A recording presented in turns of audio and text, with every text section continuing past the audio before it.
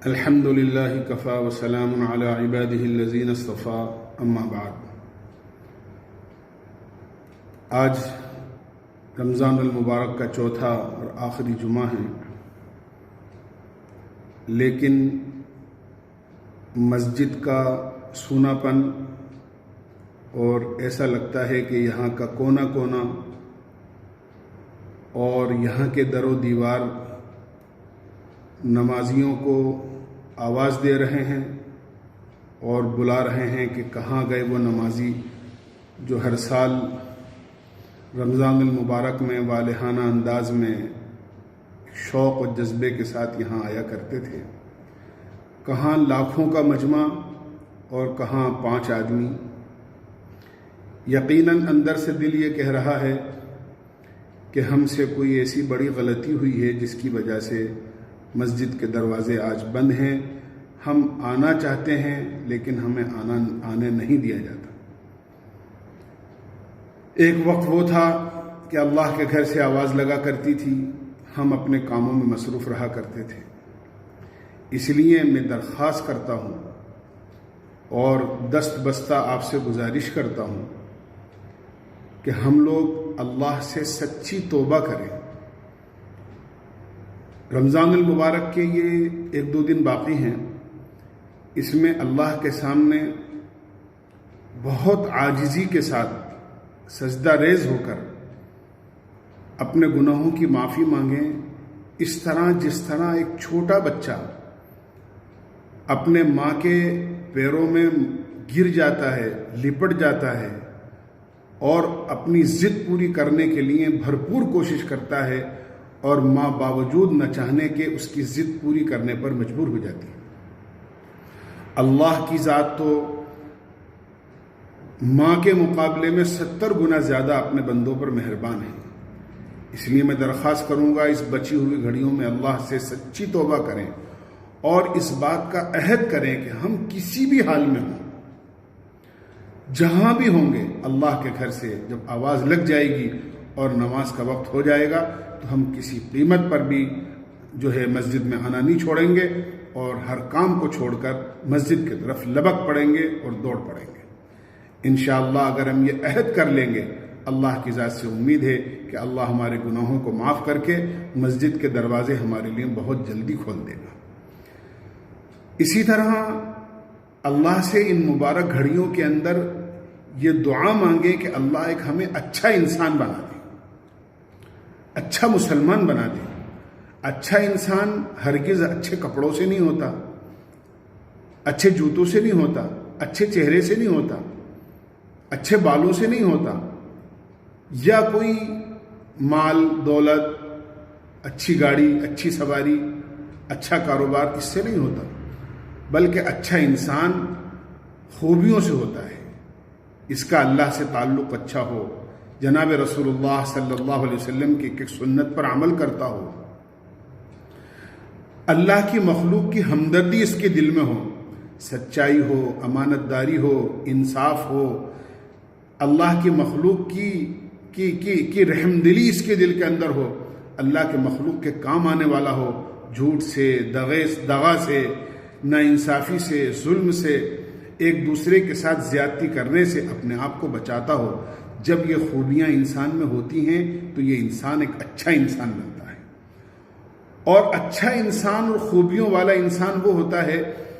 جیسے شہد ہوتا ہے، کسی چیز کو میٹھا کر دیا جائے۔ جب کوئی چیز میٹھی ہو جاتی ہے تو ہم دیکھتے ہیں بغیر کسی اعلان کے، بغیر کسی بیان کے، بغیر کسی سے کہے ہوئے مکھیاں اور چیٹیاں چاروں طرف سے آ کر اس پر چپک جاتی ہیں۔